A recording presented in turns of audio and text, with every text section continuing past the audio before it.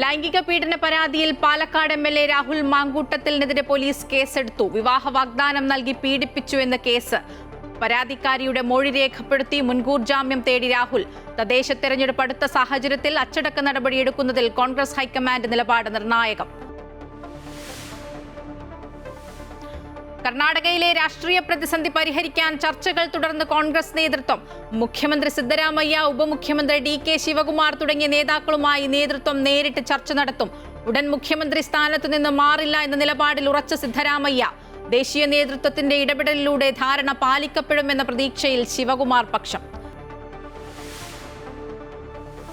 തീവ്ര വോട്ടർ പട്ടിക പരിഷ്കരണത്തിനെതിരെ പശ്ചിമബംഗാളിൽ പ്രതിഷേധം ശക്തമാകുന്നതിനിടെ തൃണമൂൽ കോൺഗ്രസ് പ്രതിനിധികളുമായി തെരഞ്ഞെടുപ്പ് കമ്മീഷൻ ഇന്ന് ചർച്ച നടത്തും. ചർച്ച മുഖ്യമന്ത്രി മമതാ ബാനർജി കത്ത് നൽകിയതിന്റെ അടിസ്ഥാനത്തിൽ. കശുവണ്ടി വികസന കോർപ്പറേഷൻ അഴിമതി കേസ് ഇന്ന് വീണ്ടും ഹൈക്കോടതിയിൽ പരിഗണിക്കുന്നത്. പ്രതികൾക്ക് പ്രോസിക്യൂഷൻ അനുമതി നിഷേധിച്ച സർക്കാർ നടപടി ചോദ്യം ചെയ്തുള്ള ഹർജി.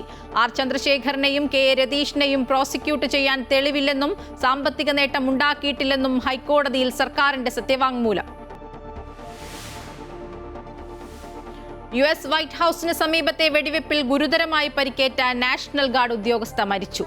ഒരു സൈനികന്റെ നില അതീവ ഗുരുതരം. കടുത്ത നടപടികളുമായി ട്രംപ് ഭരണകൂടം.